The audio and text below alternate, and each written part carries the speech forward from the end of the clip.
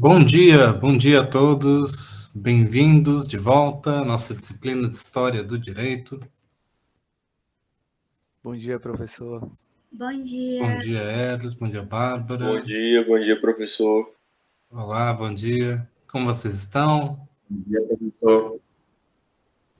Vocês Tudo estão bem. conseguindo estudar, conseguindo realizar as atividades?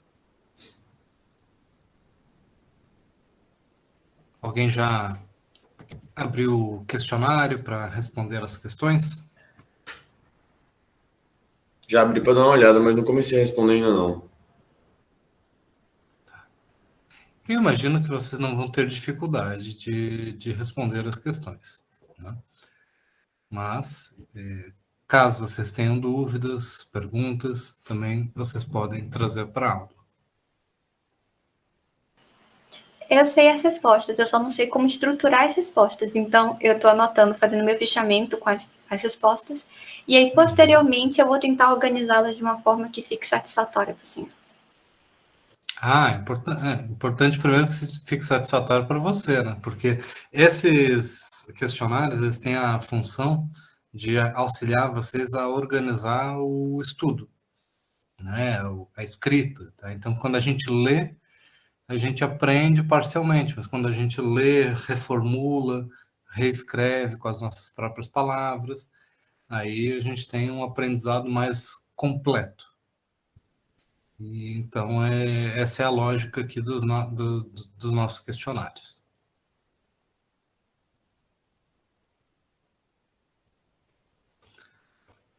Muito bem, na aula passada nós fizemos um panorama histórico do direito medieval.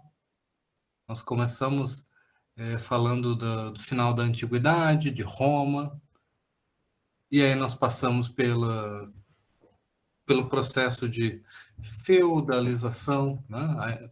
A formação dos reinos germânicos primeiro, né? Após a queda do Império Romano. Depois nós falamos de alguns reinos, como dos visigodos, ou de diferentes reinos do início da Idade Média, do final da Antiguidade, início da Idade Média, algumas características desses reinos. Falei também um pouco sobre a ideia da feudalização da sociedade medieval, que é marcado pelo deslocamento das populações urbanas para as regiões interioranas, né? O domínio do campo, as relações baseadas no domínio da terra.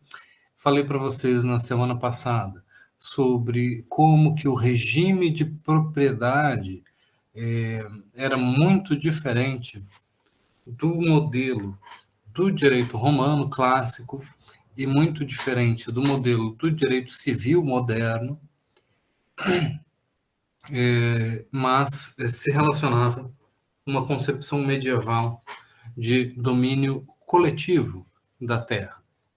Ainda que esse coletivo, formado por senhores feudais, camponeses, membros do clero e assim por diante, esse coletivo não era desprovido de hierarquias, né? Haviam diferenças entre essas pessoas, diferenças muito importantes, relações de poder, mas dentro daquela concepção de desigualdade, né, havia um coletivo que se relacionava com o mesmo bem imóvel, com a mesma terra.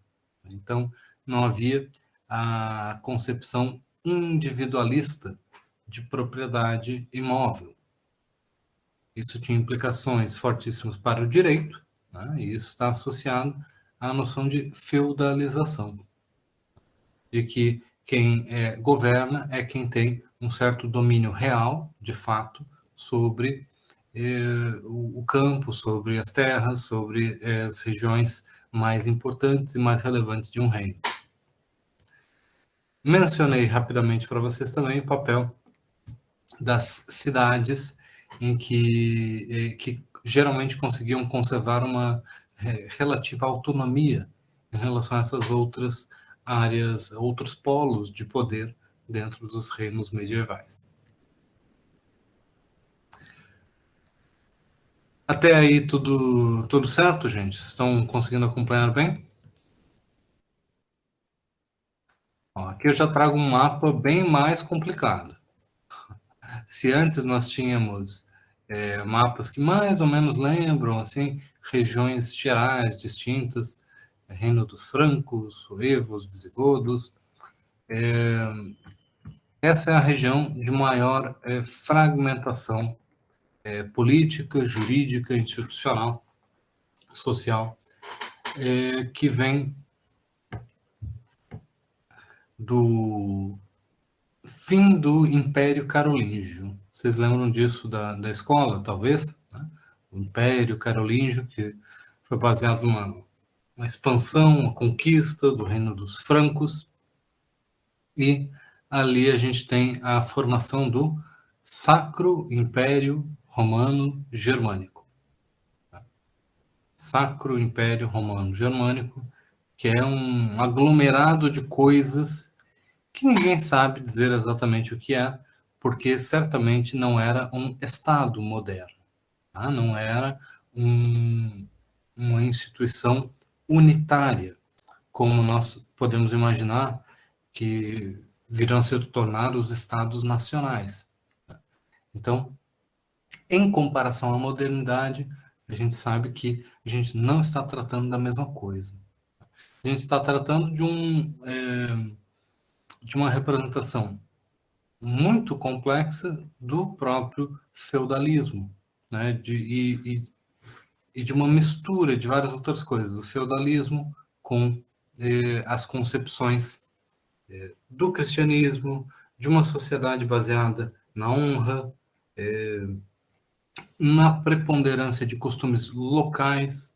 Então, as regiões têm bastante autonomia em relação a governantes, principalmente qualquer tipo de governante que esteja num lugar distante, né, já não consegue governar no território. Então, sempre existe um predomínio do local na esfera do governo, das instituições. Tá? Isso é uma característica que vocês devem registrar, tá? Que é o predomínio das instituições locais e particulares sobre o geral. Tá? Essa é a grande marca do direito medieval.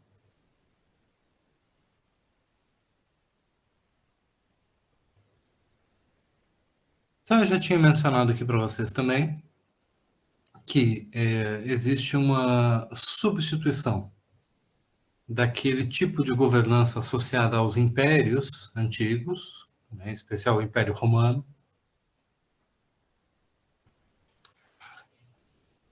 que implicava uma hierarquia imperial, uma burocracia, e a substituição desse aparato burocrático por um conjunto de relações pessoais, um conjunto de relações baseadas na confiança, na fidelidade, nos laços de vassalagem, que muitas vezes são também laços de parentesco ou de união dinástica. Então, nós temos uma característica muito importante, que é a personalização do poder. Tem menos concepções, são menos concepções abstratas de poder, como hoje nós falamos do Estado brasileiro e dos poderes do Estado brasileiro, e mais concepções personalizadas de poder, de que aquela pessoa é investida de poderes de tal forma que ela é capaz de curar doenças com seu toque, por exemplo. Tá? Os reis medievais, eles eram conhecidos, né, como a expressão na época era taumaturgos. Eles tocavam as pessoas e o seu toque, a sua bênção, era capaz de curar as pessoas. Até mesmo no século XIX, no Brasil, que nós tínhamos uma família real, havia a cerimônia. Quem já ouviu falar disso? a cerimônia do beijamão.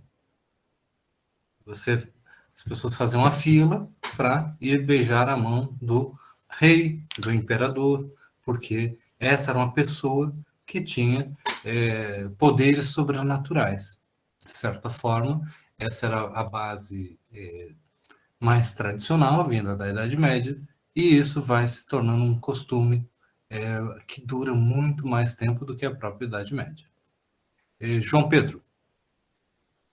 Professor, uma vez eu li num livro sobre o processo de vinda da família real para o Brasil, né, em 1822, mais ou menos, falando sobre esse ritual de beijamão e explicando que naquela época as questões higiênicas não eram muito, assim, por assim dizer, valorizadas, né, não estavam em destaque, e que o próprio rei na época andava, não sei se isso se confirma, né, mas pelo que eu li no livro, andava com comida nos bolsos. Então ele permanentemente mexia no bolso, constantemente mexia, comia e ainda assim permanecia naquele ritual de dar aquela bênção, aquela honra, né, que era considerada aos súditos. Eu achei bem interessante isso, porque mesmo diante do que se via, se acreditava em algo que era mais elevado, né, por assim dizer. Isso, e a gente consegue também imaginar, não só pelo lado da crença, da imaginação, do aspecto milagroso das suas ações, o que tinha certamente uma relevância, mas a gente também consegue imaginar a relevância desse processo como parte de relações sociais e relações políticas, né? Você já não é um Zé Ninguém se você consegue ter proximidade com o rei, mesmo que seja a proximidade de poder beijar a sua mão. Às vezes, até beijando a mão, você consegue pedir alguma coisa naquele momento, né? Pedir um favor, uma interpelação, um cartório para a sua família. Então, esse também é um tipo de ritual que, como eu mencionei, parece possuir bases, fundamentos místicos, religiosos, espirituais, sobrenaturais, mas que também possui uma dimensão prática que não que tem uma relevância, né, na questão da forma de governar, porque afinal de contas as características do bom governo naquela mentalidade são características pessoais de bondade. Então, o rei precisa ser bondoso, ele precisa ser atencioso, de certa forma, e aí haverá um governo legítimo, um governo em que talvez coisas ruins estejam acontecendo, mas é porque o rei não está conseguindo atender todas as pessoas, né? Se o rei estivesse em todos os lugares, em todos os momentos, aí as pessoas teriam um reino perfeito, né? Porque a característica de virtude do governante, ela é algo muito importante de ser destacado, e essas cerimônias elas têm esse papel de reforçar a imagem do rei benevolente, né, do governante virtuoso. Ainda que, claro, como você pode observar, isso não passaria hoje pelas nossas regras sanitárias, né, como algo aceitável. Ainda que alguns governantes também não usem, né, dessa dimensão ainda do místico, do não sanitário, para se conectar com os governados.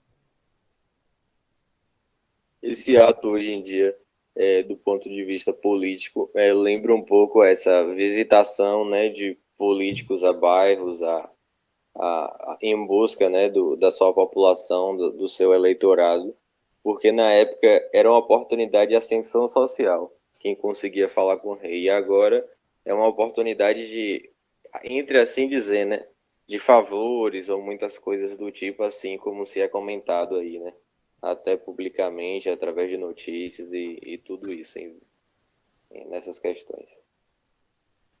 Isso, e até a dimensão de trazer para o concreto o imaginário, né, do governo. Então, quando você fala, eu vi a pessoa, eu vi o rei, né, ele é como se você estivesse presenciando um certo milagre, né, porque dentro daquela visão de mundo, aquilo tem uma característica que vai além do natural, né, além do comum.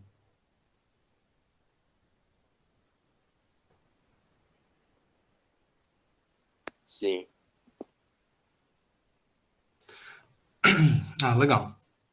Então, a vinda da família real para o Brasil, ela ocorre em 1808, com as guerras napoleônicas, né? Quando Napoleão, com seus vários exércitos, vários generais, está em vários campos de batalha, um deles é Portugal, né? Então, a família real vem para o Brasil com o auxílio da Marinha Britânica. E isso tem fortes consequências para a independência do país, né? Bom, então vocês já viram aqui como que o feudalismo é baseado naquela noção de que os senhores locais, eles têm um domínio sobre a terra que é um poder sancionado pelos reis, tá? De certa forma, como uma contrapartida pela sua fidelidade ao rei, ele é alguém que tem bastante autonomia, tem bastante controle sobre o seu próprio território, tá? O direito medieval, portanto, ele é baseado fortemente em relações que são pactuais, tem uma dimensão contratual, mas não um contrato comum aos termos modernos. É um contrato mais assim padronizado, burocratizado, impessoal, né? Todos os laços contratuais eles têm fortes elementos pessoais. Eles vão ser regidos por normas particulares do local onde eles são feitos, de onde pertencem aquelas pessoas. Não seguem regras muito gerais do que a gente chamaria de direito civil, né? Ou direito contratual. Eles são guiados por regras específicas, às vezes regras que só valem para aquele contrato ou para aquela região. Então é difícil estabelecer um panorama geral sobre o direito medieval. O mais importante é que a gente perceba essa pluralidade, tá? Por isso que uma das marcas que a gente mais destaca do direito medieval é o pluralismo, tá? Pluralismo jurídico. Então havia diferenças de estatutos, de leis, em alguns lugares havia codificação, em outros já havia uma preponderância maior dos costumes ou da tradição oral. O caráter regional era sempre muito forte, né? E cada local possuía privilégios específicos, em vez de regras jurídicas gerais válidas para todas as pessoas, tá? Cada pessoa era membro de alguma corporação, de algum coletivo maior. Conseguem entender o que isso significa? Que cada pessoa era membro de algum coletivo? Isso significa que todo mundo está submetido a um direito diferente, que você não tem como se afastar disso. Se você está aqui num feudo com uma lei, você pode sair dessa lei, mas você tem que se submeter a outra, necessariamente. Então, quem está na base mais baixas não tem exatamente uma liberdade de ação, porque você tem que sempre estar se submetendo, ou aqui ou ali, mas você não tem essa liberdade de ação. Isso, exatamente. Então, cada pessoa ela está inserida em alguma corporação, em algum ente ou coletivo maior, seja o feudo, seja uma corporação de ofícios, digamos que a pessoa fuja ali do feudo, que está sendo uma relação de muita opressão, isso era uma história comum, tá? Vejam vocês essa imagem aqui. tá? Não, a definição não está muito boa, mas vocês conseguem ver que existem muitas cores aqui, muitos pontinhos, né? Então, esse era o lugar, o Sacro Império Romano-Germânico, esse era o lugar que as pessoas, ao mesmo tempo que eram muito oprimidas, elas tinham uma opção de, mais ou menos, de escapatória, que era ir para o lugar do lado, né? Você caminhava ali 40, 50 quilômetros, você já estava sob a jurisdição de outra pessoa, de outro território. Então, essa também era uma possibilidade. Um camponês que está dentro de um feudo fugir para a cidade. Mas, ao chegar na cidade, ele vai precisar ser acolhido por alguma corporação de ofício, por exemplo. Digamos que ele trabalhava com as ferramentas lá no campo, então ele vai buscar ser acolhido pela corporação daqueles que trabalham com ferro ou com alguma outra atividade econômica. Mas, ao fazer isso, ele vai precisar se submeter ao mestre de ofícios, que também tem poder sobre os seus aprendizes, e assim por diante. A gente consegue ver que isso acontecia muito porque havia muitas leis. Frequentemente a gente vê, tem fontes, né, que a cada 50 anos a gente tinha uma lei, de novo, falando a mesma coisa, que é proibindo os camponeses de sair do feudo, proibindo as corporações da cidade de receber esses camponeses, e na história do direito medieval, quando a gente encontra leis proibindo alguma coisa, porque realmente aquilo acontecia muito, né? Porque a gente pressupõe também que as leis não tinham muita aplicação, muita eficácia. Então, essa é uma das formas como a gente analisa a situação. Alguém queria comentar mais? Vamos lá, João. Professor, eu não sei se vale a comparação, mas esses dias eu vi era até como se fosse uma piada, mas eu acho que vale. Que a diferença entre um feudo e os Estados Unidos, a Europa feudal e os Estados Unidos era pouca, porque nos Estados Unidos existe um governo central, por assim dizer, e todo aquele poder entre os estados, né? Que cada estado tem sua própria jurisdição, e muito semelhante a essa questão dos feudos, porque nessa época, assim, tinha um poder central que era o rei, claro que numa estrutura social e econômica totalmente diferente, mas que também tinha um poder central e que ao mesmo tempo tinha um poder individual dos feudos, né? Cada feudo poderia estabelecer aquilo que achasse correto. Lembra muito desses filmes recentes que o cara sai do interior porque cometeu um crime e vai para a cidade, se torna só mais um trabalhador. Ou ele sai da cidade porque cometeu um crime e vai para o interior, onde ninguém conhece ele, e onde, entre grandes aspas, a jurisdição não consegue alcançá-lo, né? Por assim dizer. Sim.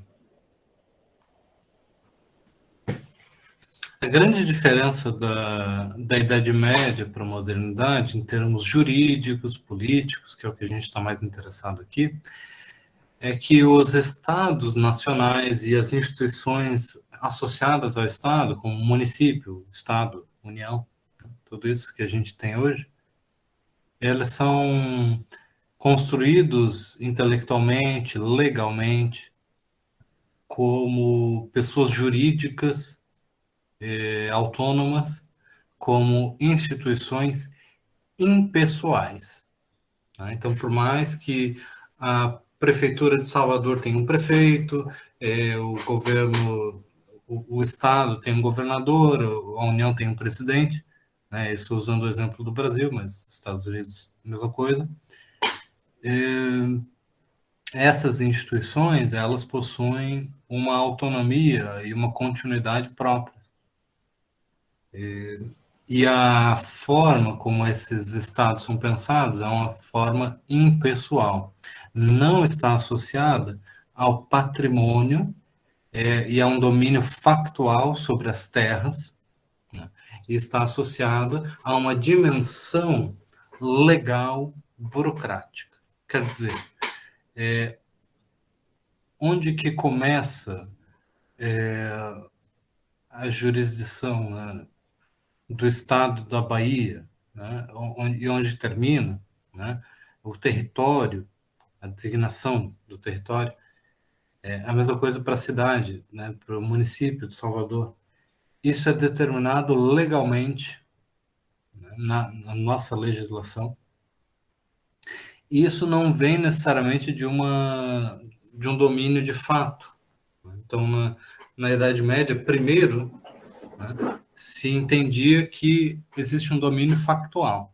E o direito vem depois dos fatos, só para regular a situação factual. Quer dizer, a jurisdição da cidade, ela vai até onde os muros da cidade vão. Entendeu a lógica desse exemplo?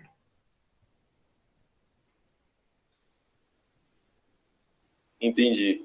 Enquanto atualmente o direito vem regular as ações, anteriormente as ações regulavam o que era ou não jurídico, o que era ou não correto, a partir da pessoalidade do exercício do poder do rei. Seria assim? Isso. Tá? Então, o direito medieval ele é marcado por essa relação factual, dessa relação de domínio, como estando na base das coisas, né? Principalmente quando a gente está falando dessa dimensão do poder político, de terras e tudo mais. Tá? Porque, em contrapartida a isso, aí existem os valores mais gerais, mais universais, que estão associados à religião. Mas, ao lado disso, a gente tem uma dimensão factual muito forte. Além disso, eu mencionei para vocês que os contratos, eles têm características muito diferentes do como a gente pensa os contratos modernos, né? Os feudos eram vistos também como uma relação pactual ou contratual, mas não naquele sentido individualista, não naquele sentido do direito civil contemporâneo, mas uma união, né, de coletivos, uma relação recíproca de fidelidades. E os contratos frequentemente estavam associados ao juramento, né, e o juramento é uma forma da pessoa. Tem um termo técnico que é utilizado para descrever isso, que é assim: o juramento é uma a pessoa ela se amaldiçoa, é uma maldição condicional de si mesma. O que isso quer dizer, né? A pessoa ela invoca um poder divino, isso vinha lá dos gregos e dos romanos também, algo como: eu quero que o Deus tal lance um raio na minha cabeça se eu descumprir o contrato. Então a própria pessoa invoca uma maldição sobre si mesma caso ela venha romper o juramento. Nas histórias da antiguidade tem muito, o juramento é muito tema das grandes histórias, das grandes tragédias, né? O descumprimento de um juramento e assim por diante. Na Idade Média, esses juramentos eles vão se dar frequentemente sobre relíquias, né, da igreja, ossos de santos, pregos da cruz de Cristo, que haviam muitos circulando por ali, ou um pedacinho da madeira, ou um pedacinho de alguma coisa que vem lá da era de um passado distante, né, misteriosamente preservado pelas qualidades divinas do objeto.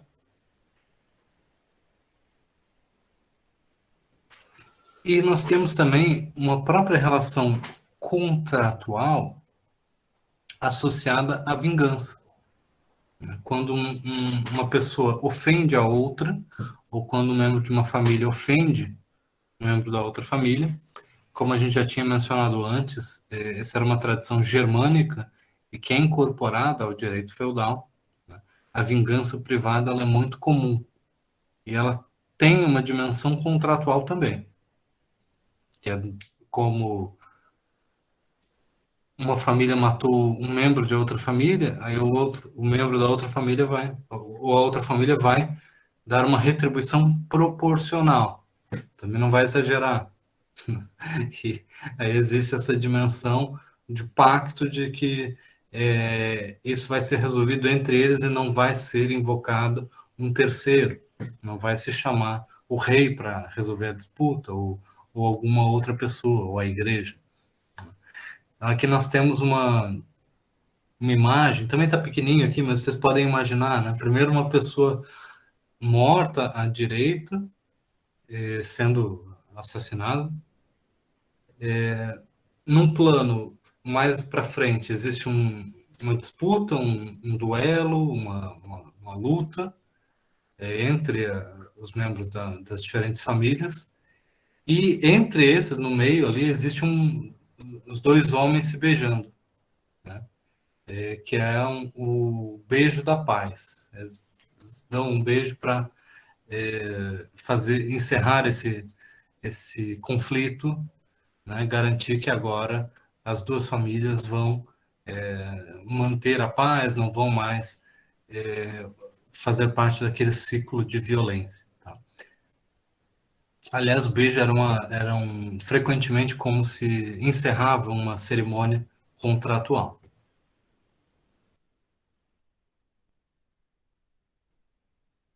Aí também vem o beijo do casamento, né? Ah, pode beijar a noiva, coisa assim.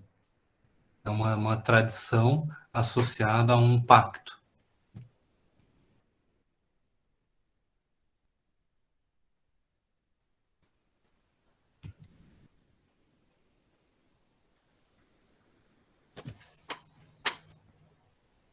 Então vejam vocês aqui, como eu venho mencionando, tá? A esfera do governo, a esfera das relações de poder, não estão muito vinculadas a concepções abstratas como a humanidade, como o direito de todas as pessoas, ou o direito do indivíduo, tá? Como a Harlan tinha mencionado, sobre a ideia o indivíduo ter liberdade. O que isso significa? Né? Para a gente, faz parte do nosso vocabulário, do nosso discurso jurídico, pensar em direitos individuais. Né? Eu tenho liberdade de fazer ou deixar de fazer tal coisa. No contexto medieval, essa discussão não era pensável. As pessoas não pensavam sobre isso. Porque, primeiro, do ponto de vista das relações políticas, essas abstrações elas não eram relevantes. Essas sociedades não eram burocraticamente ordenadas. Né? Como lendo agora ali, a paisagem política inclui instituições formais, que tinham a ver principalmente com a igreja, né? As instituições eclesiásticas, tinham alguns códigos, tinham algumas coisas que a gente pode dizer que são semelhantes ao que é hoje, mas o caráter pessoal, o caráter do domínio factual era muito mais relevante. Então, as relações de poder eram voltadas para o concreto e não para o abstrato. Então, por exemplo, se a pessoa está falando a verdade, ela vai mostrar que ela está falando a verdade, né? Ela vai botar a mão em ferros quentes e aí depois vai mostrar a mão, vai dizer assim, minha mão aqui não está nem machucada, porque eu botei a mão no ferro quente e eu sou tão inocente que Deus me protege e a minha mão nem queima porque eu falei a verdade. Essa é uma demonstração concreta da verdade, não uma demonstração abstrata. Então, o pensamento medieval está muito relacionado a essa dimensão concreta das coisas.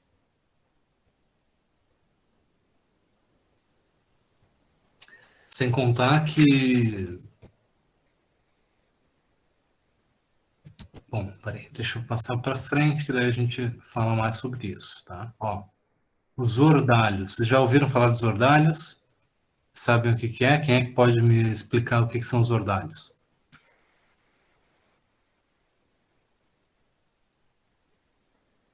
Bárbara, Ian. Tiago.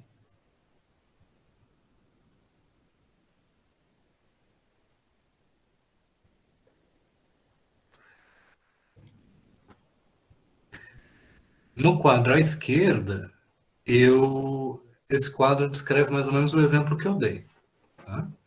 A pessoa está fazendo o que se chama o ordalho de fogo.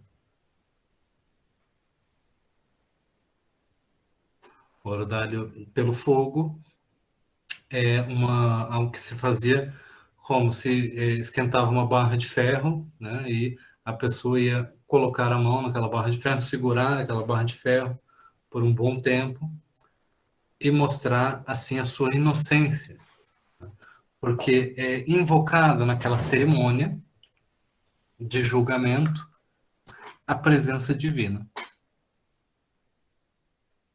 Ô, professor, Diga. isso me parece muito com os julgamentos da igreja, onde todo mundo era enquadrado, todo mundo que ia lá já estava certeza que ia ser condenado. Porque é cada ideia, tipo, vou pegar aqui no fogo e não vou me queimar. Tá vendo que não é óbvio que a pessoa vai se queimar? Aí eles vão lá e fazem esse jogo com a relação de causalidade, dizendo que o demônio permitiu que a pessoa se queimasse. Isso não faz sentido, entendeu? Não é um julgamento verdadeiro, é uma coisa típica da igreja para se livrar de todo mundo que eles não gostam. Então, tipo, quem vai para o julgamento já sabe que vai acabar sendo executado. Impossível ser inocente nesse sistema.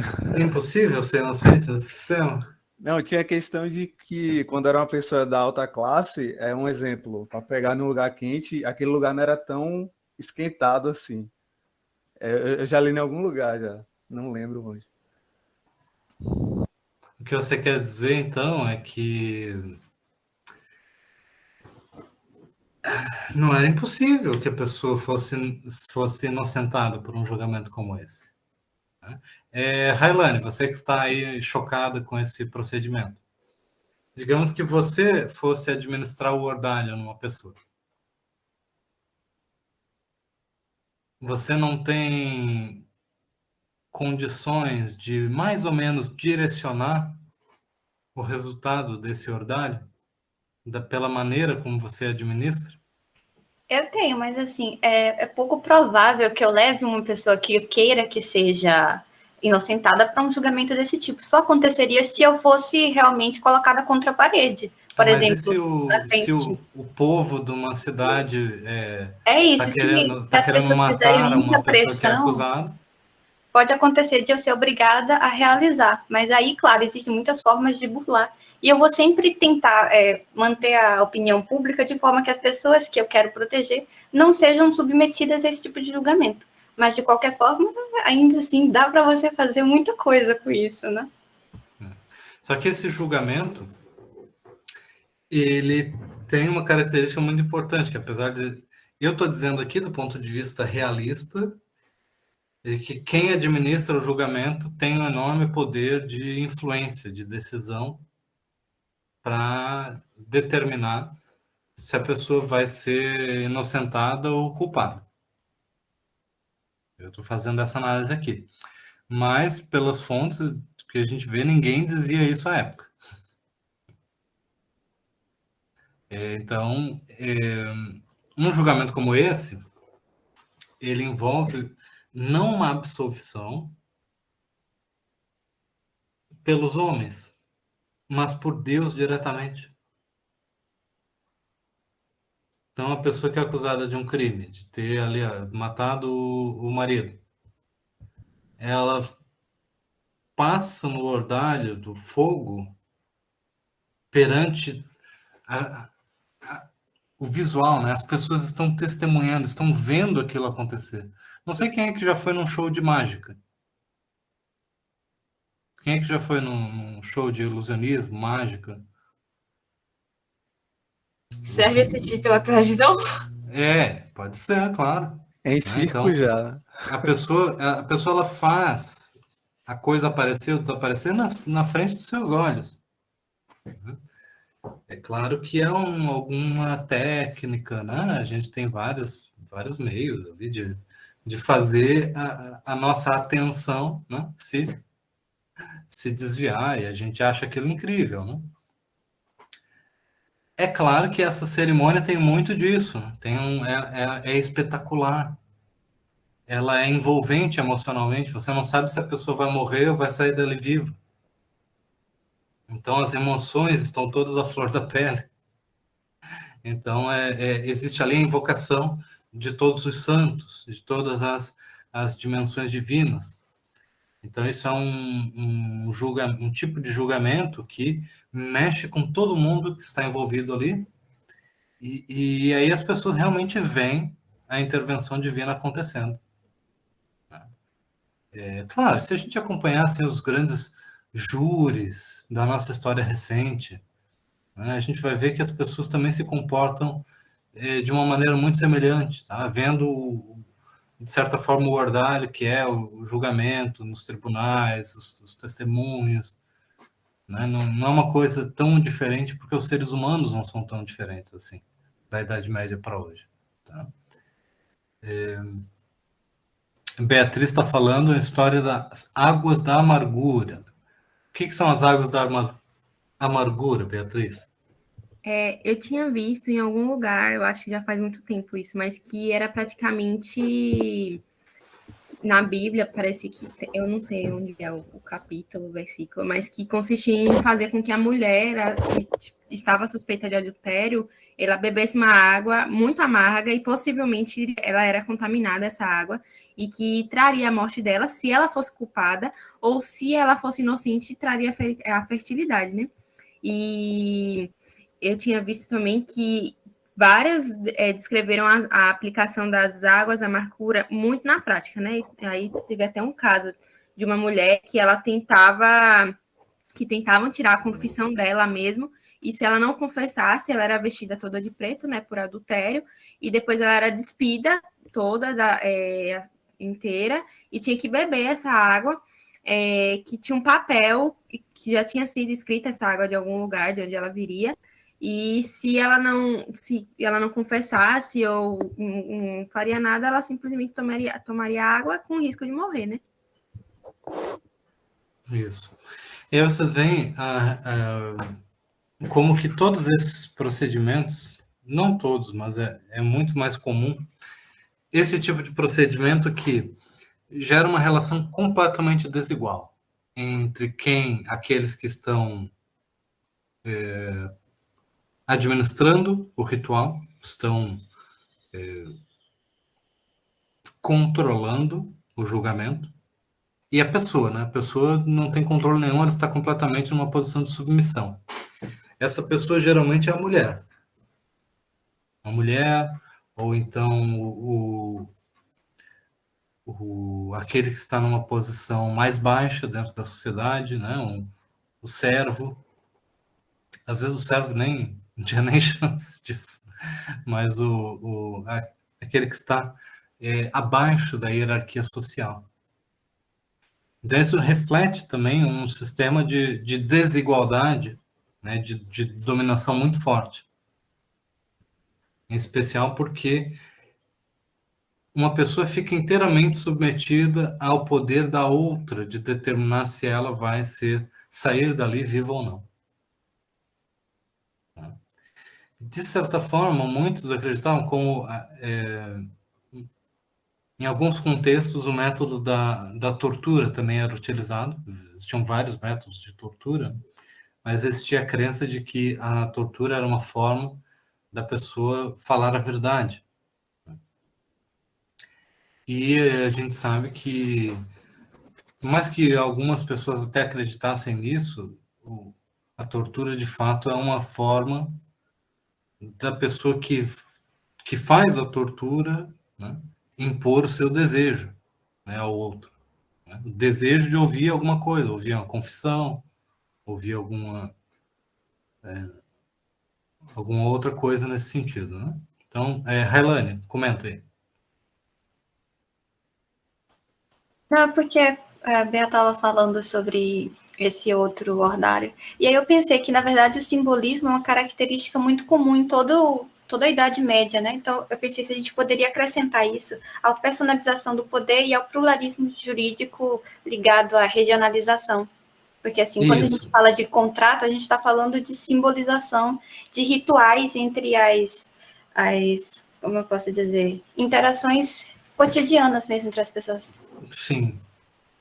Ok, entendi. E os símbolos são muito concretos, né? Então, você vai pegar a coisa e utilizá-la, né? Então, às vezes, o símbolo, como a cruz, né? Que é um instrumento de punição e de tortura, mas também é um símbolo religioso. E aí o símbolo, fisicamente, ele se faz presente. Os símbolos do poder, daquele feudo, daquela realeza, daquela casa, daquela família, vai estar sempre presente. Realmente, o simbólico é muito forte na cultura medieval. E é um simbólico, como vocês veem, menos abstrato e mais concreto, né? Ele vai se refletir materialmente. Guilherme.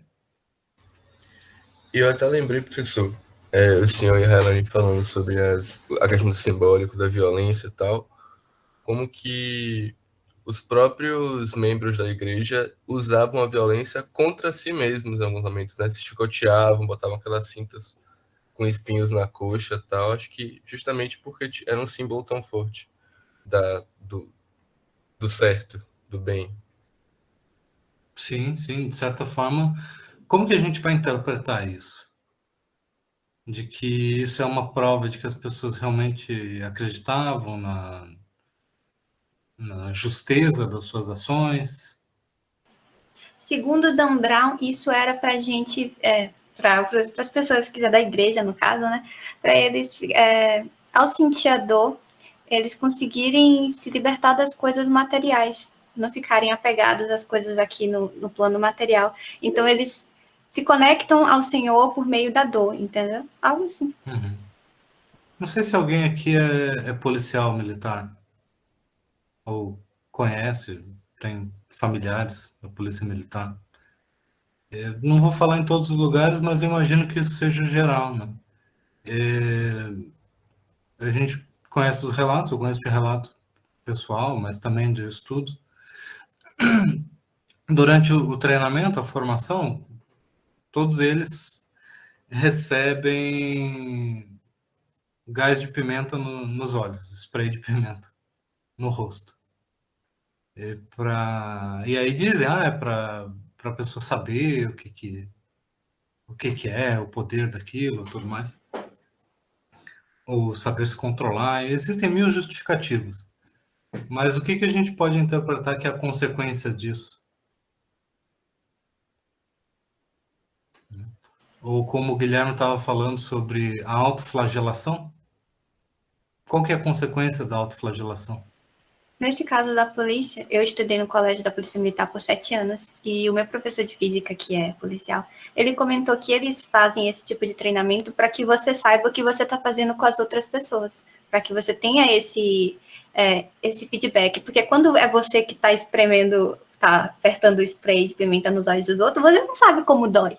Então você faz sem ter noção de como é para você. Mas quando você já passou por aquela experiência, você consegue ter um melhor, como eu posso dizer, um melhor raciocínio, um juízo melhor sobre o que é necessário e o que não é necessário.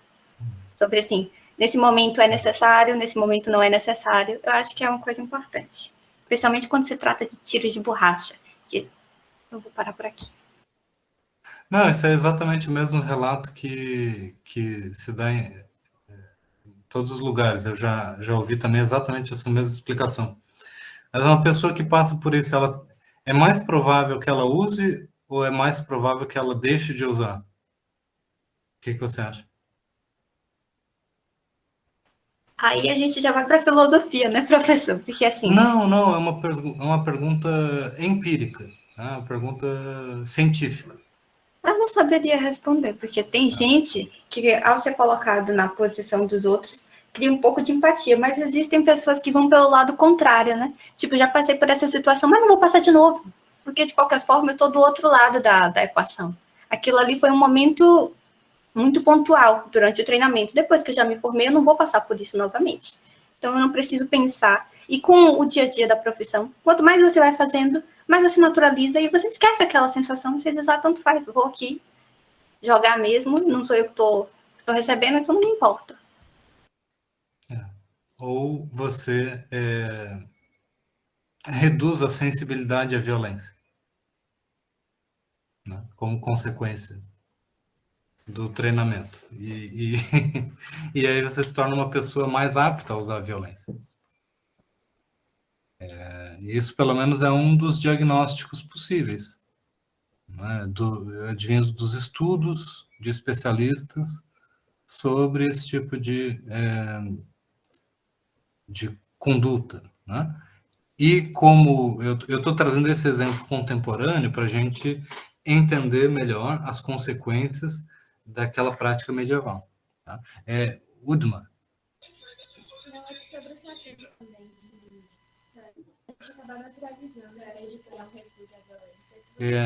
Não estou conseguindo ouvir, não sei se está tentando falar, usar o microfone.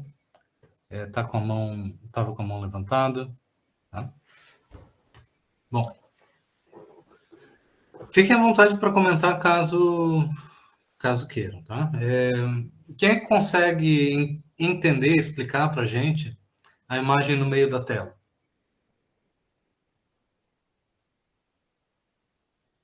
O que está acontecendo ali?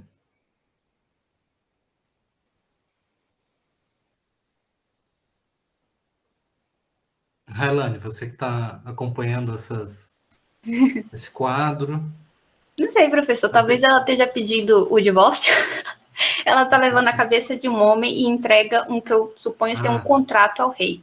Então tem alguma relação com a morte desse senhor aqui. Ela veio pedir alguma coisa. Talvez... Eu estava querendo perguntar sobre a imagem do lado, no meio da essa tela. Daqui? A da mulher que está deitada. Isso. Eu achei interessante, porque eu vejo que aqui do ladinho tem um pezinho, né, segurado pelas mãos, então parece que ela está afundando. Mas essa moça não afunda, ela parece estar sobre uma superfície plana. Eu vejo que tem aqui algo parecido com umas ondas, mas eu não tenho certeza. Essa é a imagem, né? E se está num livro, se foi pintado ou descrito naquele texto, que é um texto também sancionado pelas autoridades, então com certeza é verdade, né? Tem o factual, o concreto muito forte ali na Idade Média, como eu estou falando, do simbólico. Essa é uma imagem que descreve o ordalho da água e mostra a prova, né, de como que o ordalho da água funciona. O ordalho da água consiste em fazer um teste sobre a inocência da pessoa. Geralmente é a mulher, né? Como eu venho mencionando. No ordalho da água, o que vai ser feito? Um ritual de invocação divina, né, em que se chama uma autoridade religiosa para benzer a água, fazer a água benta. O que é a água benta? Em que a água benta é diferente da água comum? Novamente, uma água abençoada. A gente está falando aí de um ordário bastante razoável, né? Quer dizer, então, que depois de a água ser benzida, vai fazer com que as pessoas que falem a verdade consigam flutuar, quem não falar, ou quem pecou, vai afundar. Parece até que a gente está falando do laço da verdade da Mulher Maravilha. É algo completamente absurdo. Porém,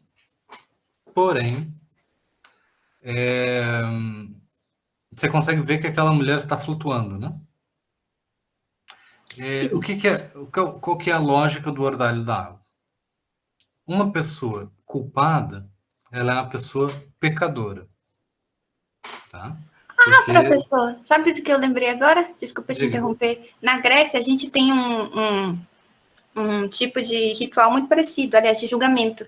Você faz antes para você ir para o inferno ou não, você pega uma balança, coloca o seu coração e uma pena do outro lado. Se o seu coração for mais pesado que a pena, você desce. Você vai para o inferno. É no Egito? Egito. Foi um pequeno erro, então, Guilherme. Obrigada pela correção. Então a gente tem esses simbolismos que faz com que a maldade do seu coração, ou a pureza, é o que vai definir se você é digno de entrar no reino dos céus ou não. Isso, com a diferença de que no Egito, essa cerimônia ocorria após a morte. Né? Você não tirava o coração da pessoa para medir a sua inocência. E era operada pelos deuses. Né? Na Grécia existiam ordalhos semelhantes, tá? A esse que a gente está vendo na Idade Média. Então, os ordalhos já existiam também na Grécia, em Roma, mas não eram tão... eles perderam relevância com a burocratização do direito. Né? Mas na Idade Média, a gente tem uma desburocratização do direito da sociedade. Então, os ordalhos eles ganham mais força, né? Em especial com a crença religiosa de que é possível invocar a intervenção divina. Né? Então, o que acontece quando eu disse que a bênção transforma as propriedades materiais da água? Isso era a ciência medieval, né? Grande parte partia desse pressuposto, de que se conseguia alterar a propriedade das coisas com gestos, com palavras, né? E com aqueles gestos, com aquelas palavras, a água normal se tornava água benta, e a característica da água benta, nesse contexto, é que ela iria rejeitar todo o mal. Percebeu aqui o problema? O que acontece com a mulher que está flutuando? Ela é culpada ou ela é inocente? Ué, se a água vai rejeitar, então quer dizer que ela é culpada. Então, quem morrer é inocente? Mas que tipo de julgamento é esse? A pessoa inocente é recompensada com a morte. Aí eu volto, por isso que eu chamo vocês de novo, tá? Porque o direito tem muito disso. Tem uma camada externa que tem a ver com as justificativas que nos são dadas, tem a ver com o que é falado, mas também tem a parte de trás, de quem está administrando, de como que a coisa realmente ocorre. Né? Então, o que acontece? Se a pessoa afundar, quem está administrando o ordalho, ele vai escolher quando que ele está satisfeito com a prova de que a pessoa é inocente porque ela afundou. E aí o povo que está acompanhando pode até ter alguma participação nisso, naquela ansiedade, aquele momento emocional, dizer, não, pronto, ela já afundou, já é o suficiente, vamos puxá-la de volta. Entendeu? Mas alguns objetos, eles afundam primeiro e depois voltam a flutuar. Então, você pode usar esse tipo de argumento como subterfúgio e dizer, não, a gente tem que esperar mais um pouco, vai que ela submerge daqui a pouco.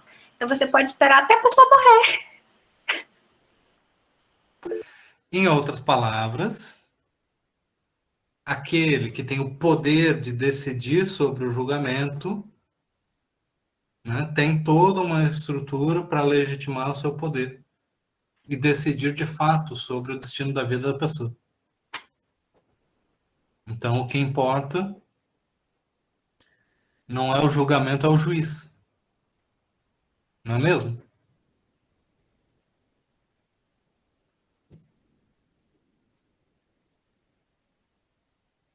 Então, vai depender de quem é que está fazendo, de quem é a vítima. É uma coisa meio psicopática, né, professor, assim, por assim dizer. É porque a pessoa, se boiar, ela é recusada pela santidade e fica viva, e se afundar, tipo, não tem nenhum raciocínio. É importante você destacar isso. Ela não fica viva, ela vai ser tirada da água e vai ser queimada. Se ela boiar. Ela vai ser tirada e vai ser morta, né, no caso. Isso. Ah, entendi. Como faz culpada. Total sentido. Realmente, ela já não podia morrer ali na água, então. Mas alguns julgamentos desses poderiam beneficiar pessoas escolhidas. Isso. Porque se você, assim, logicamente, né, a maioria das pessoas ia afundar, né? Não sei se alguém ia ter a mágica habilidade de ficar flutuando ali, mas a maioria das pessoas ia afundar. Ou seja, se você quisesse inocentar alguém, você poderia já orientar ela em tal tipo de ordalho, principalmente se você fosse amigo ou né, parente, coisa do tipo, com a pessoa que fosse lhe julgar, porque faz bastante sentido. Isso é bem. Vou falar uma coisa complicada aqui para vocês. Tá? Eu até botar no chat aqui. Procurem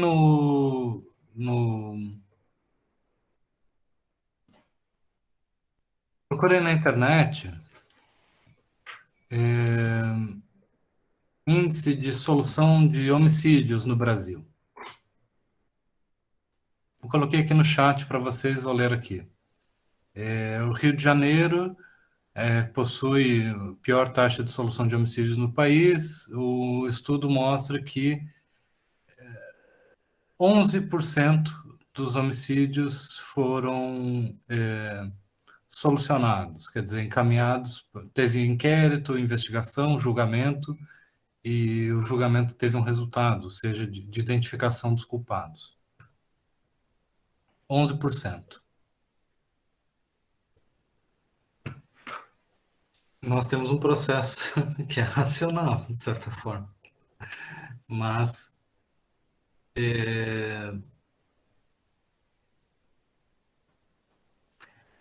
aquele processo medieval, ele não tem uma racionalidade nos seus argumentos, na sua lógica.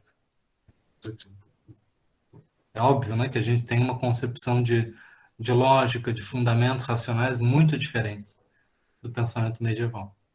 Ele possui uma lógica interna, isso é muito importante que vocês percebam. Ele possui uma consistência interna, como eu falei.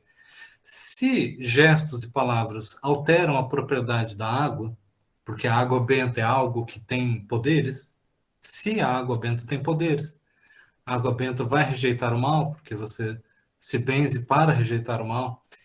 E se uma pessoa culpada, pecadora, tem em si o mal, então é lógico da propriedade bioquímica, digamos assim, da água benta, que ela vai rejeitar o mal.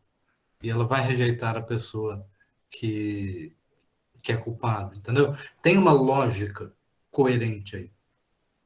Mas o que tem também é uma configuração específica das relações de poder, né? De quem que exerce o poder de julgar as pessoas e quem é que vai ser submetido a esse tipo de julgamento.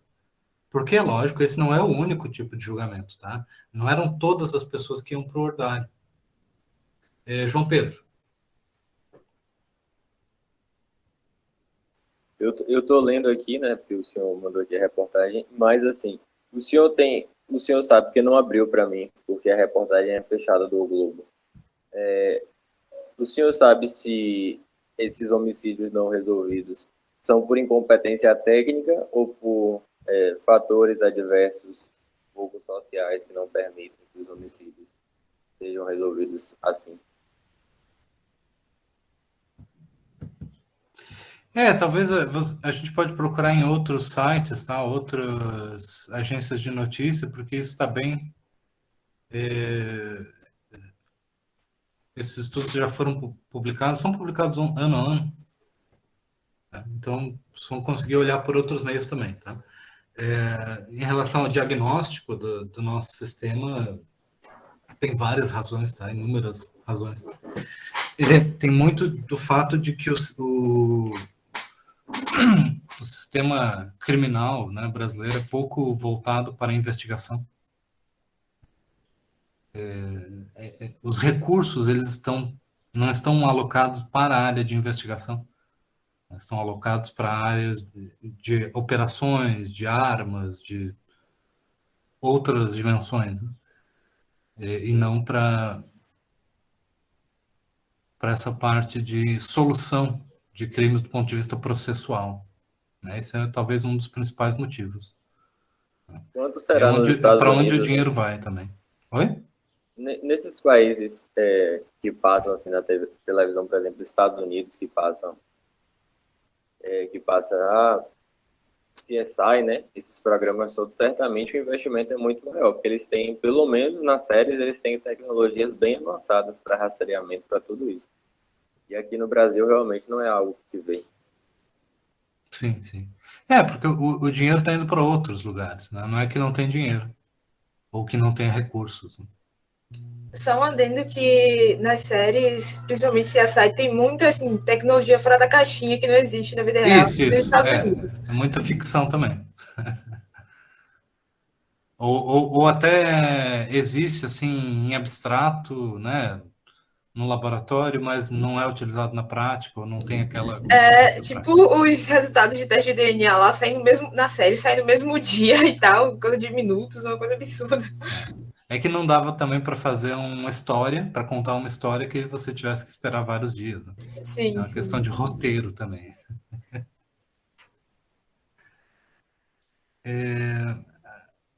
A última, não sei se consegue voltar por causa do microfone, queria comentar alguma coisa. Bom, o que eu estava mencionando aqui, gente, sobre por que eu trouxe essa questão dos homicídios? É para compartilhar uma informação importante para vocês, é para dar um senso de relatividade da eficiência do nosso sistema, porque do ponto de vista dos argumentos, os argumentos que a gente tem são muito mais racionais, tá? Mas do ponto de vista do resultado prático, às vezes vocês podem ficar surpresos com o quão tamanha diferença entre as expectativas que a gente tem do que deveria ser um sistema da jurisdição estatal e de como ele realmente funciona, tá? Em termos de racionalidade.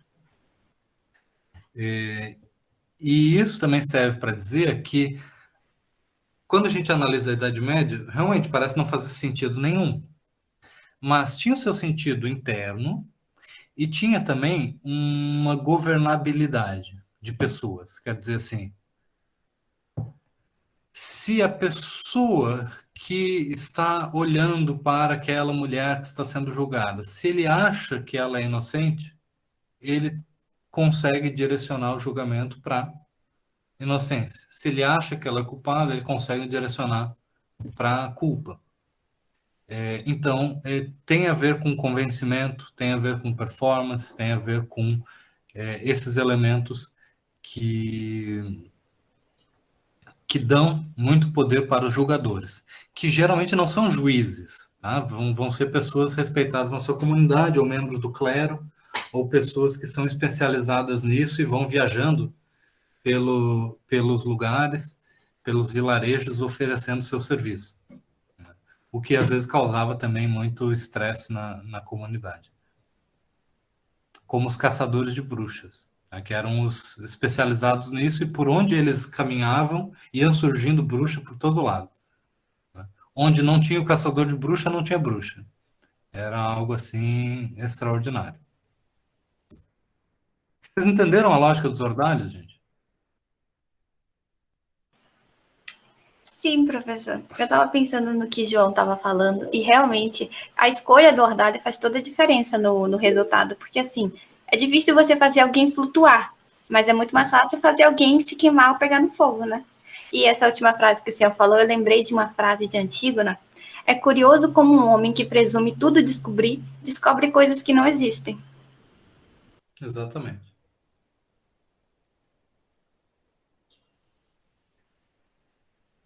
É uma situação muito importante. Você tem que pensar bastante sobre isso. E eu trago essa comparação com o nosso sistema atual, porque não em termos de argumentação, não em termos dos fundamentos jurídicos, nada disso. Mas do ponto de vista concreto, prático, empírico, científico, a gente consegue provar isso. O resultado da punição muitas vezes varia mais de acordo com o juiz do que com os fatos. Mais de acordo com o promotor do que com os fatos. Conseguem imaginar isso? Sim. E isso não tem a ver, assim como os ordalhos, não tem a ver com a justificativa do processo. Tem a ver com o poder que a pessoa que administra o processo tem. Tá entendendo? Principalmente quando a gente fala do processo penal mesmo, né? Porque a formalidade do processo tem sido muito banalizada agora, colocada de lado, e tipo, o importante é o mérito, aí faz aquela performance midiática sobre o mérito, e na formalidade faz aquela bagunça, aquele away, faz do jeito que quiser. E no final usa a população que não tem conhecimento do direito para dizer que aquilo é um julgamento legítimo, sendo que não é. E apela para as questões do mérito, do fato, para poder burlar o sistema como ele deveria ser realmente. A gente vê muito isso na política, né, em casos até recentes. Não pode mais botar o ferro para esquentar, mas você manda para um jornal, assim, no dia anterior, uma notícia bombástica, e aí consegue preparar o público, né? É importante lembrar, fazer uma comparação, assim.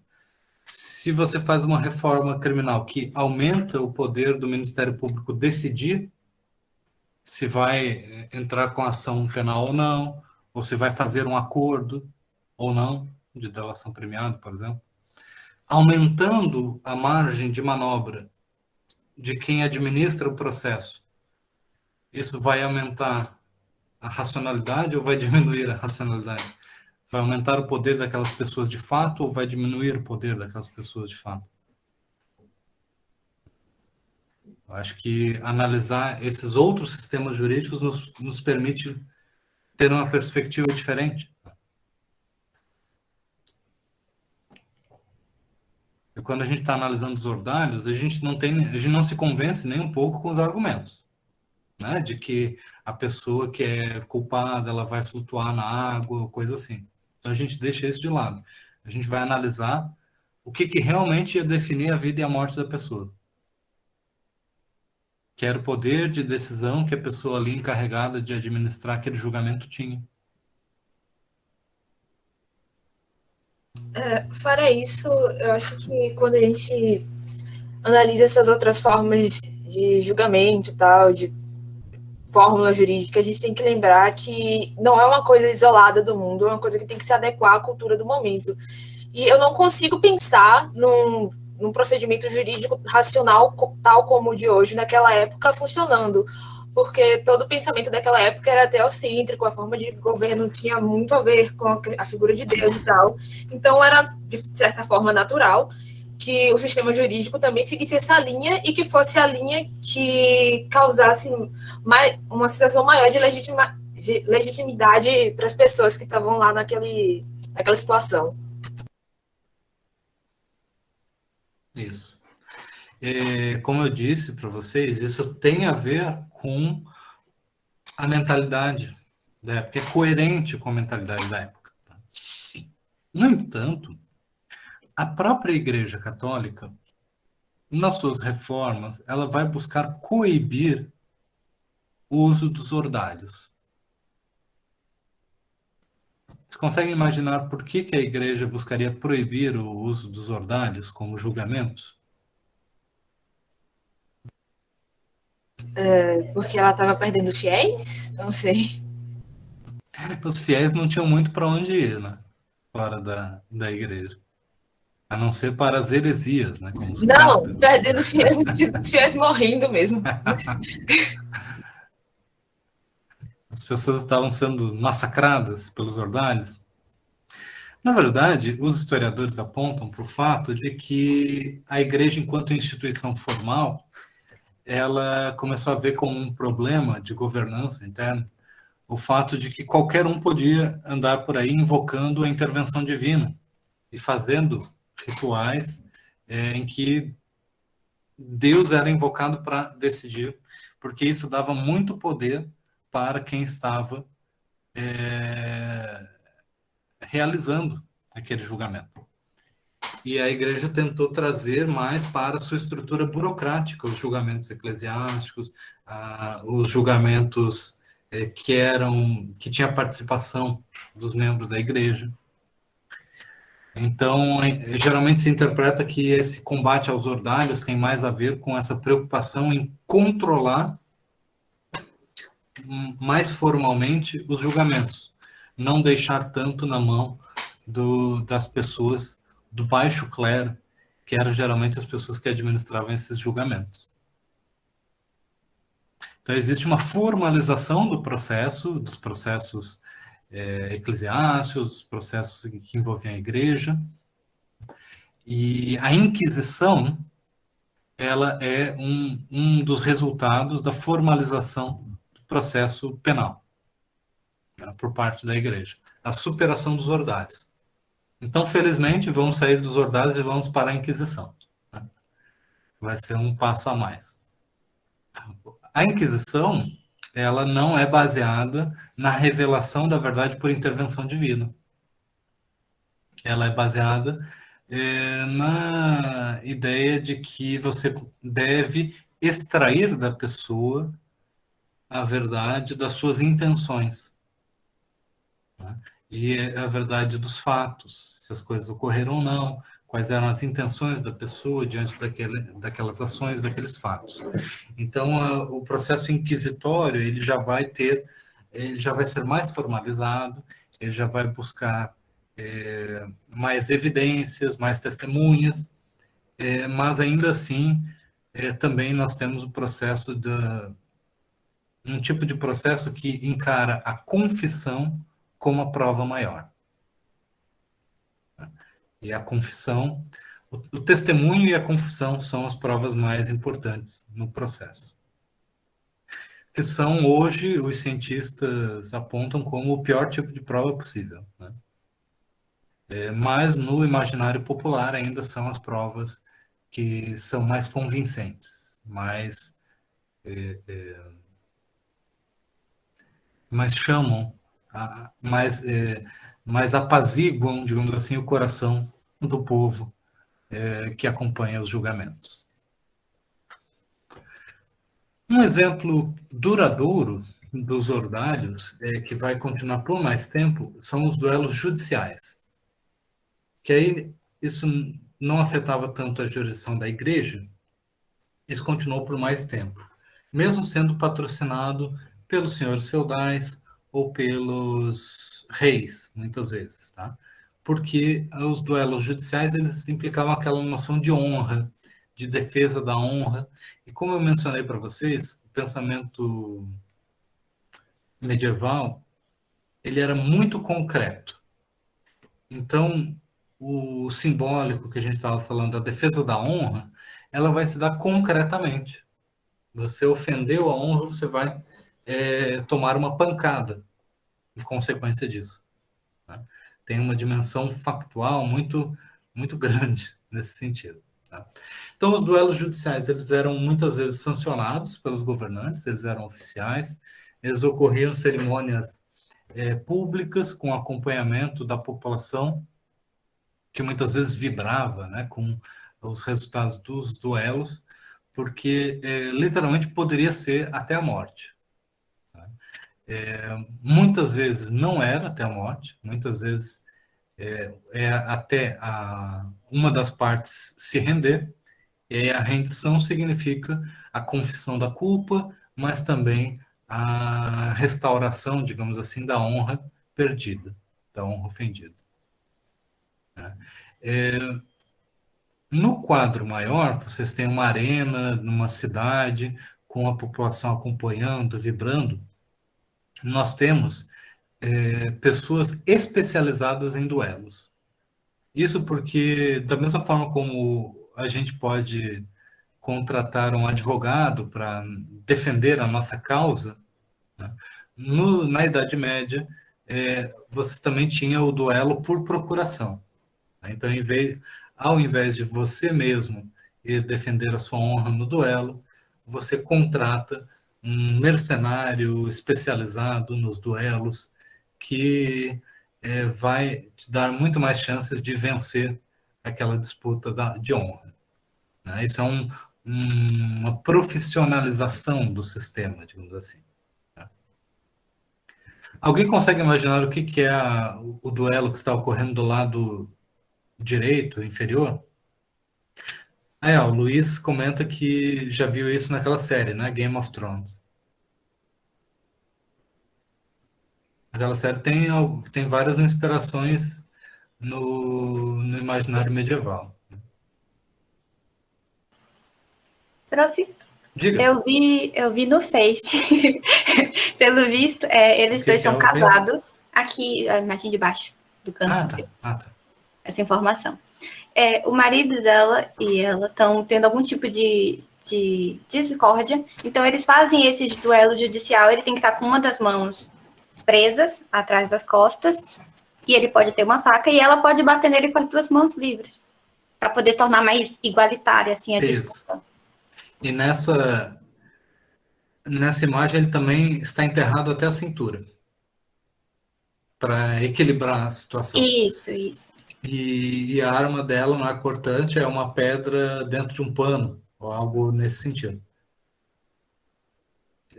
Aí a mulher pode chamar o marido para um duelo também, para restaurar sua honra, sua dignidade. Pode dar pancadas no marido.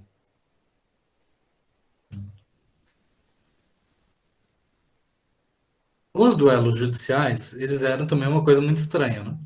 Mas eles eram uma... E depois disso continuavam casados? Essa é uma boa questão, tá? Podia ocorrer a anulação, né, do casamento. Mas eu não consegui encontrar exemplos, relatos, do começo ao fim desses duelos. Eu só encontrei as descrições do duelo e as regras do julgamento, mas não o que aconteceu depois com essas pessoas. Além disso, a gente tem que destacar assim que isso é uma profissionalização, uma formalização daquela vingança privada. Lembram? A gente estava falando muito de vingança antes, né? É muito comum, e o direito vai institucionalizar, criar processos formais de organização do uso da violência. Organização do uso da violência por particulares entre si, né? Uma pessoa usando a violência contra outra, mas de maneira organizada, não de maneira ilimitada. Então, o direito medieval ele tem essa característica, mas o direito, de maneira geral, né? de tentar mediar e regular o uso da violência, tá, entre as pessoas.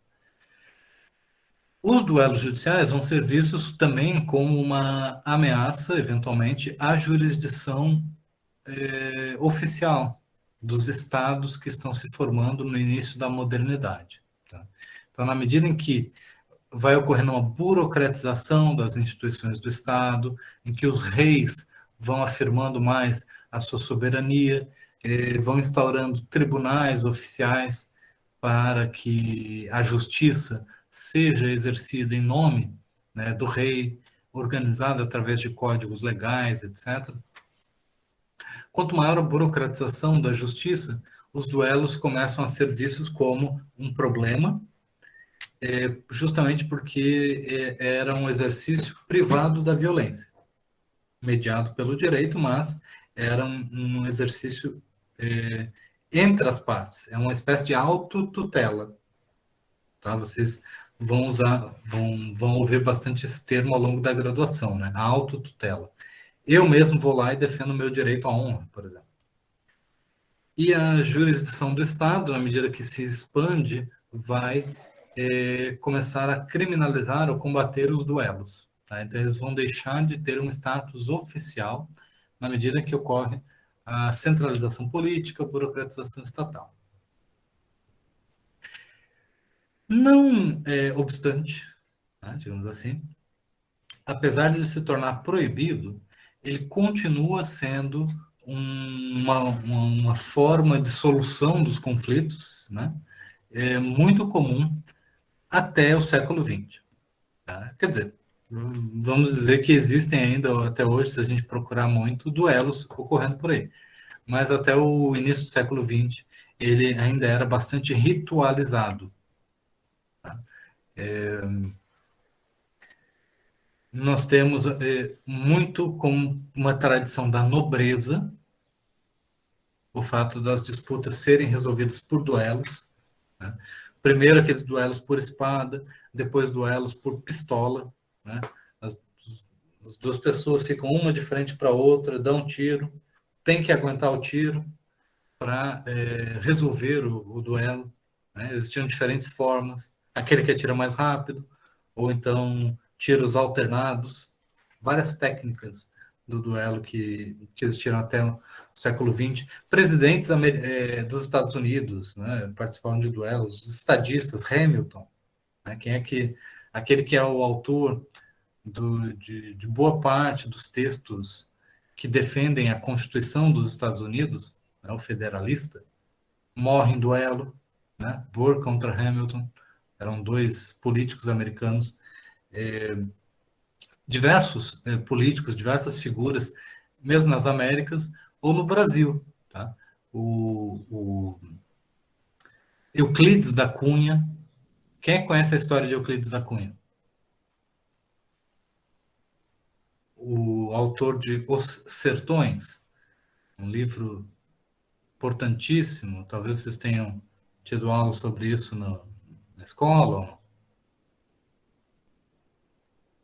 Euclides da Cunha, ele chama o amante da sua esposa para um duelo em defesa da honra.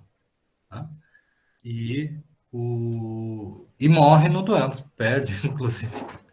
O amante era um pistoleiro muito exímio, enquanto ele não era muito competente com as armas. Então, ele morre no duelo.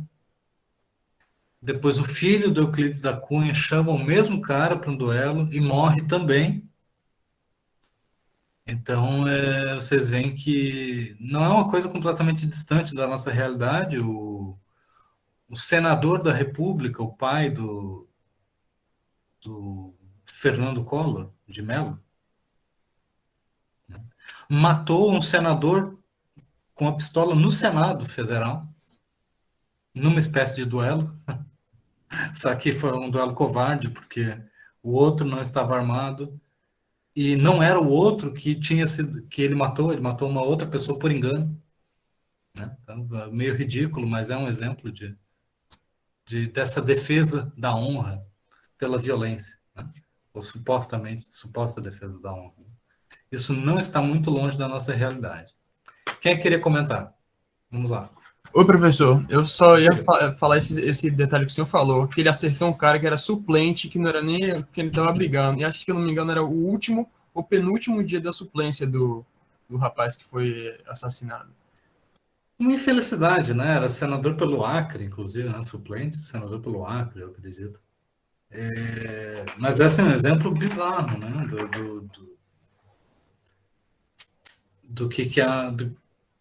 Do que é a República imaginada, né? Do que a maioria das pessoas imagina que é o Estado brasileiro e o que é, de fato, o Estado brasileiro. Então, é importante lembrar esse exemplo, porque a gente estuda o direito, né? A gente estuda aquilo que está na parte da imaginação, do que devem ser as regras do Estado, o que devem ser os princípios que organizam o Estado brasileiro, que devem organizar a política, né?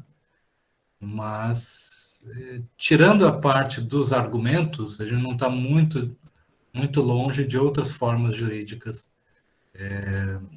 do passado. Fica o meu destaque aí. Voltando aqui, então, eu mencionei para vocês várias coisas até agora que mostram uma diferença da Idade Média para a Idade Moderna, mas também uma diferença da Idade Média para a Idade Antiga. E eu também mencionei que ocorre, durante a Idade Média, a recepção do direito romano. E a recepção do direito romano, ela vai influenciar a forma de escrita das leis, ela vai influenciar um pouco da cultura letrada, ela vai influenciar bastante as instituições religiosas, o funcionamento das universidades, um pouco da arte, um pouco da literatura, da parte escrita, da cultura medieval, né, por conta da influência do passado clássico. Tá? Porém, toda a recepção da cultura romana e da cultura grega na Idade Média precisam ser vistas como mediadas por essa visão de mundo medieval, por aqueles valores que são valores vinculados ao cristianismo, que são vinculados à preponderância dos costumes locais, que são vinculados a ideais de cavalaria, de defesa da honra, de hombridade, de uma sociedade radicalmente patriarcal, né? Ainda mais do que a sociedade romana clássica.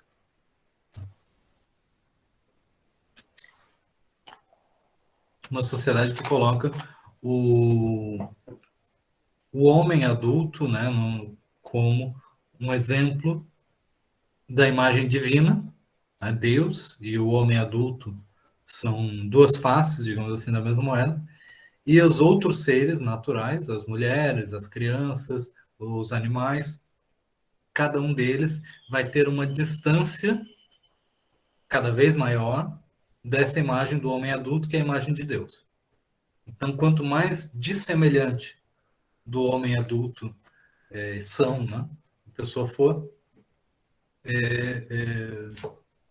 mais distante de Deus ela está. Então, assim, essa é com o imaginário medieval cristão. Né? Então, nós temos documentos legais, jurídicos, durante a Idade Média, mas eles não têm o mesmo significado das codificações lá do direito romano. E também não tem o mesmo significado que as codificações modernas. Então, eu trouxe aqui alguns exemplos de referência, não precisamos se preocupar com isso, mas no Sacro Império Romano-Germânico, nós temos um livro de codificação do direito chamado Saxenspiegel, que é, digamos assim, o espelho saxão, dos saxãos, que é um livro de conduta cavalheiresca, né? Do que um homem honrado deve, quais as regras que ele deve seguir na defesa da honra, menciona os duelos, menciona as regras do que pode, do que não pode. Tá? Então, para a gente olhando, parece um sistema de violência completamente arbitrário. Era um sistema de violência, mas não era completamente arbitrário. Tinha muitas e muitas regras.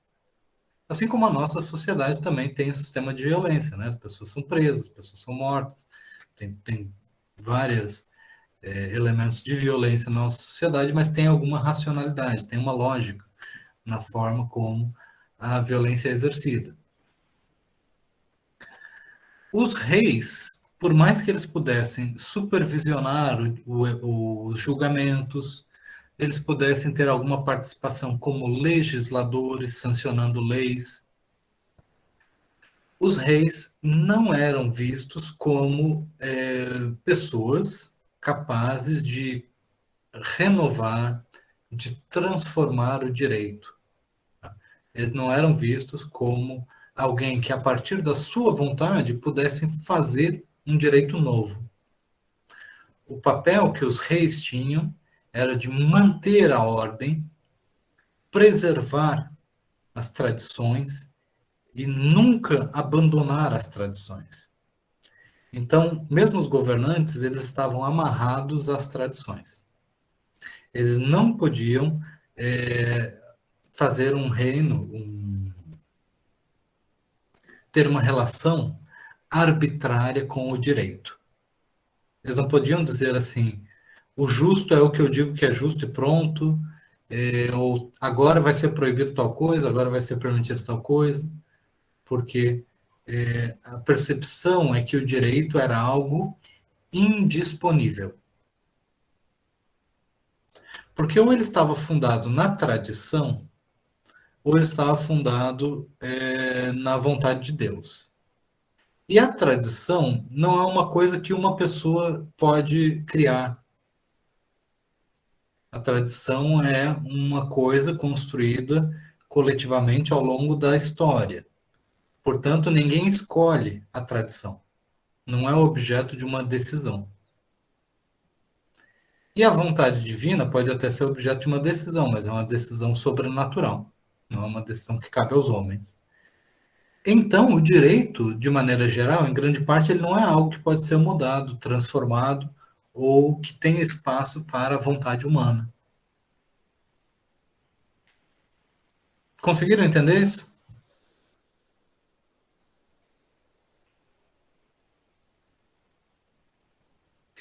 Para a gente, faz todo sentido que a gente possa mudar as nossas leis, não é mesmo? Quem aí que tem alguma opinião sobre alguma lei que deveria ser mudada?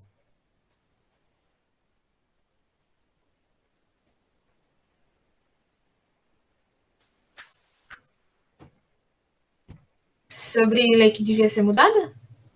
Você tem alguma sugestão de mudança de leis? Tenho, assim, é para citar? Sim, por favor. A criminalização do aborto. Eu acho que é uma coisa meio que sem fundamento, porque um dos fundamentos do direito penal é que não se pode punir por algo que foi feito ao próprio corpo. Ótimo. Então, você tem uma argumentação racional, baseada nos fundamentos do direito penal, e você tem uma posição que, inclusive, né, tem respaldo em vários outros países, em vários outros lugares, né, não é uma coisa universal, a criminalização do aborto.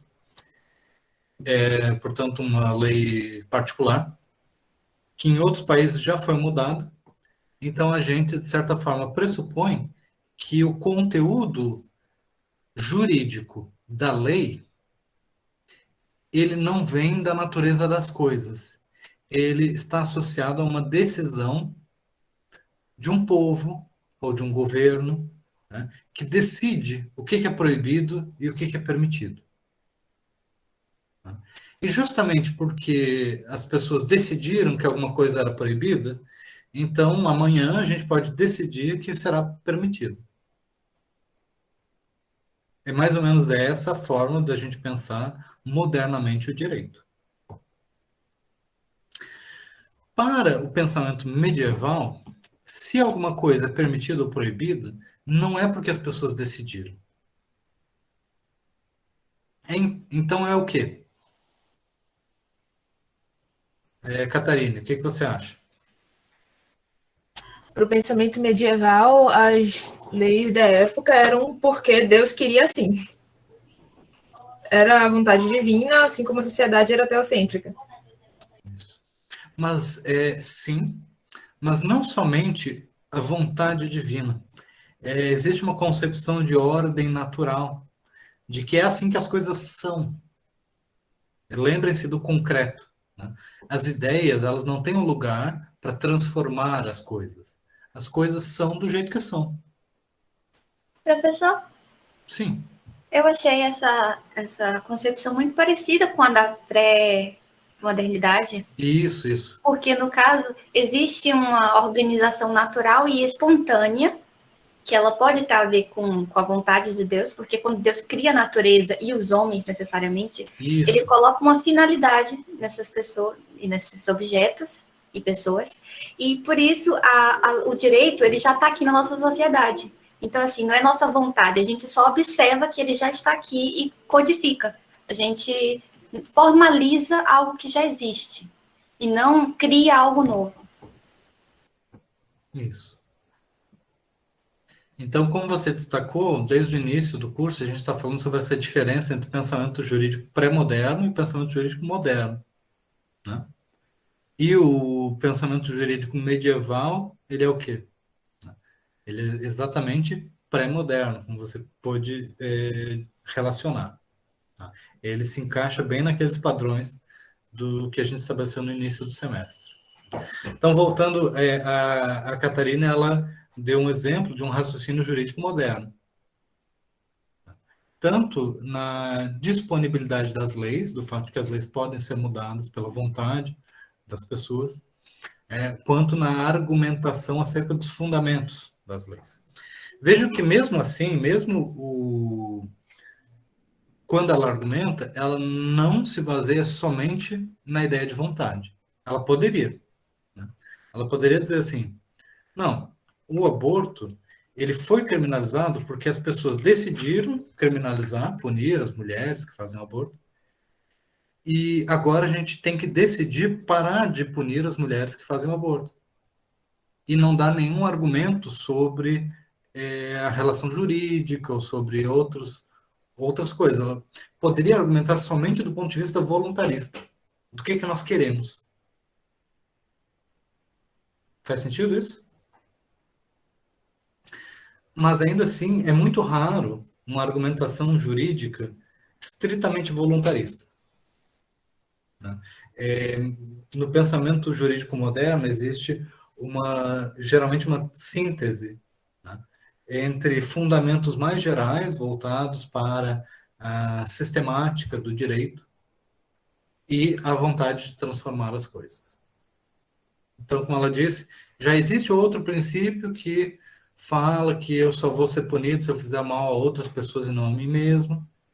Então, no caso do aborto, eu só estou... as minhas ações estão voltadas para o meu próprio corpo e não para o corpo de outrem. Portanto, o aborto não deve ser criminalizado. Essa é uma forma de raciocínio jurídico baseado em princípios, baseado numa concepção sistemática. Uma pessoa poderia argumentar do ponto de vista pré-moderno e dizer que isso vai contra uma ordem estabelecida pela natureza, ou uma ordem divina, vai contra a religião, vai contra como as coisas deveriam, como as coisas são, digamos assim, do ponto de vista historicamente determinado.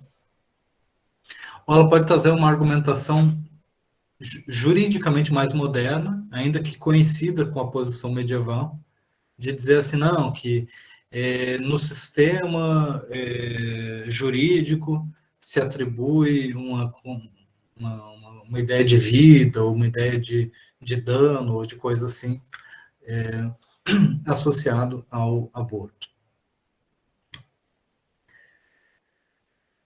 Muito bem. Bom, então isso foi um exercício para a gente pensar a diferença entre raciocínio jurídico medieval e raciocínio jurídico moderno. Tá?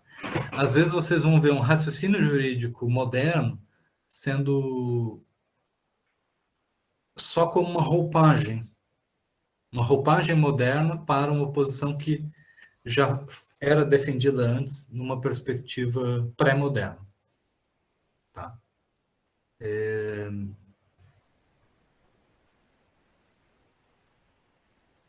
Então, quando a gente fala da recepção do direito romano, eu quero que vocês se lembrem sempre que o direito romano, que é recebido na Idade Média, ele é recebido através desse filtro medieval, esse filtro dos valores, da cosmovisão, tá? E assim por diante. Principalmente esse papel da doutrina como sendo preocupada em conhecer a verdade das coisas e não em decidir sobre como as coisas deveriam ser. Então, por último, vamos fazer uma síntese aqui das características do direito medieval, das grandes mudanças que existem entre o direito medieval e o direito moderno. A gente vai ter uma transformação na argumentação jurídica, na forma de se estabelecer o discurso em torno do tradicionalismo para um discurso sobre racionalidade. Não quer dizer que na prática o direito ele vai se tornar mais racional. Que antes era mais irracional e depois vai se tornar mais racional. Mas que a forma como se fala sobre o direito, né, o discurso jurídico, ele sai dos argumentos baseados na tradição e vai para argumentos baseados numa ideia de racionalidade. Ocorre essa transição. Então, a Catarina, quando ela traz um argumento, ela nem passou pela cabeça dela defender a tradição e dizer que a tradição deve ser preservada no direito, ou coisas assim. Então, esse virar as costas para o que é tradicional e buscar o que é racional faz parte da transformação do pensamento jurídico. Formação do pensamento jurídico moderno. O direito medieval ele era marcado pelo particularismo, por privilégios, por diferenças estatutárias, ou então também diferenças regionais na aplicação do direito. O direito moderno ele vai se construindo com um processo voltado para a generalidade, a generalização das regras, não mais regras particulares, mas regras que se aplicam, por exemplo, a todo um reino, a todos os súditos de um rei, por exemplo. Então, na medida em que os reis ganham mais força, os reinos ganham mais força, o direito ele vai se tornando mais geral. E o raciocínio jurídico ele vai se tornando mais abstrato, menos voltado para as diferenças concretas e mais voltado para conceitos abstratos. Isso também é consequência do ensino universitário do direito, tá? Que permite a infiltração de ideias que vêm da literatura, da formação letrada, da tradição escrita, né, na jurisdição. Tá? O fato de que tem mais pessoas formadas em direito, mais pessoas que estudaram os livros jurídicos, a argumentação. Então, o direito ele vai se profissionalizando da passagem da Idade Média para a Idade Moderna. O direito e o sistema político, que antes eram descentralizados, a descentralização era uma característica muito forte, tanto do direito quanto da política medieval. Esse sistema ele vai se tornando mais centralizado. Ele vai sendo organizado com uma estrutura maior. Então, em torno de estados nacionais, ou estados modernos, e também estruturas judiciais mais complexas. A ideia de jurisdições hierarquizadas, né, com um juiz de primeira instância, seguido de um ouvidor ou um tribunal, que você possa entrar com um recurso. Essa estrutura judicial complexa, ela vai ser a marca da formação desses estados modernos. Tá? Mais para frente, a gente vai analisar o caso de Portugal, do direito colonial no Brasil, e como que se estrutura a jurisdição. Tá? Então é isso, essas são características gerais da passagem do direito medieval ao direito moderno. Alguém quer fazer alguma dúvida, alguma pergunta? Tem alguma dúvida? Então, vamos... façam a leitura dos textos, tá? Para a próxima aula. Vou retomar o pensamento jurídico moderno, tá? Trazer o justnaturalismo enquanto escola de pensamento. Tá? E, nesse sentido, vocês também podem buscar uma formação complementar da matéria, caso vocês tenham interesse, acompanhando os vídeos da disciplina de Teoria do Direito no canal do YouTube, que a gente tem algumas aulas sobre o justnaturalismo moderno, sobre contratualismo, e autores como Hobbes, e Locke e Rousseau. Tá bom, gente? Então, até a próxima aula. Muito obrigado pela presença de todos. Até a próxima, tchau. Tchau, teacher. Até a próxima semana. Tchau, tchau.